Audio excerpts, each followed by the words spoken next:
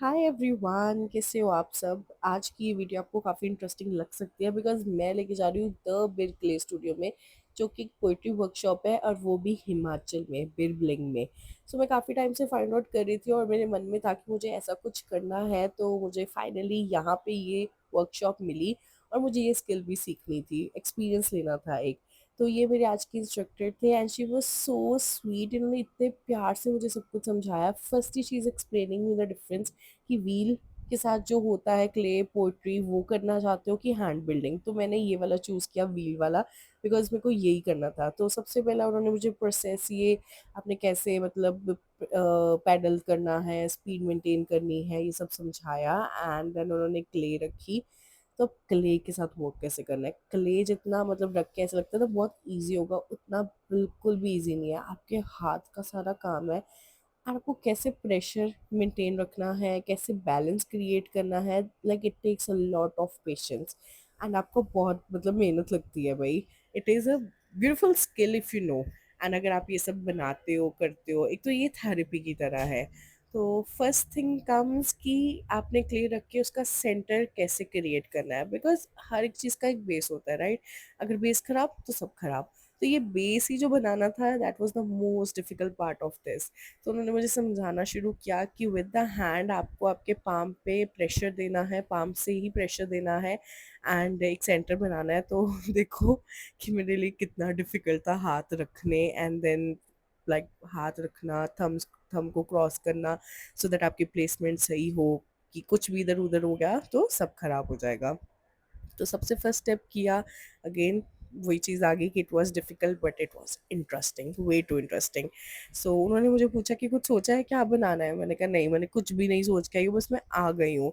तो मैंने रैंडमली सोचा कि लेट्स मेक अ वॉज। तो उसकी शेप भी देनी थी आगे, उसके ही अकॉर्डिंगली सारा वर्क करना था। तो चलो एनी हाउ सेंटर प्लेस करने की कोशिश की, फिर मुझे मैम ने ही सेंटर प्लेस करके दिया बिकॉज मुझसे नहीं हो रहा था। तो उन्होंने मुझे डीपली समझाया कि इसको ऐसे नहीं करना, आपने हैंड मूवमेंट कैसे रखनी है, ठीक है।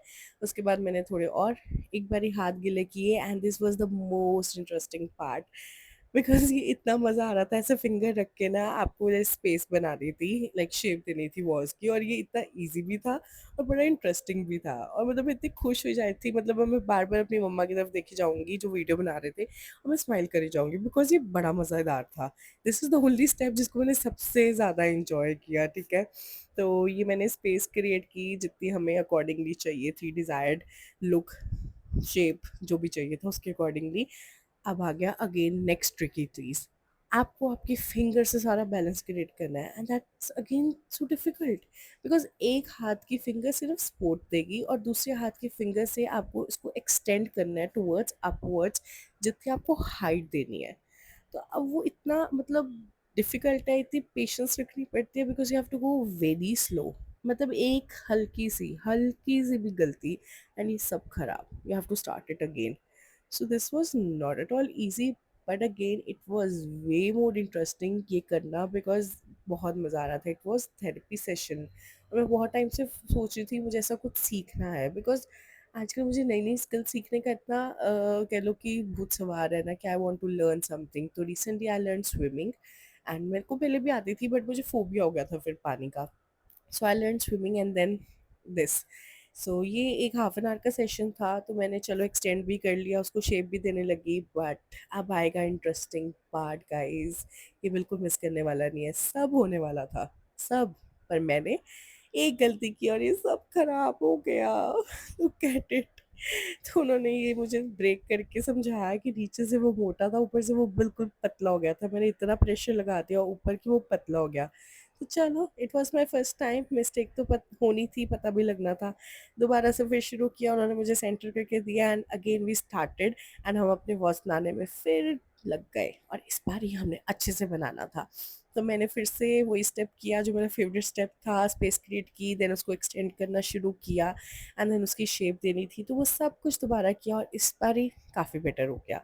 ऑब्वियसली फिनिशिंग तो सारी मैम ने दी बिकॉज मुझे इसको करवाना था फायर, मतलब पूरा रेडी करवाना था कलर होके, इसको फायर करवा के। अगर कुछ भी रह जाता तो बाद में क्रैक्स आने का डर था।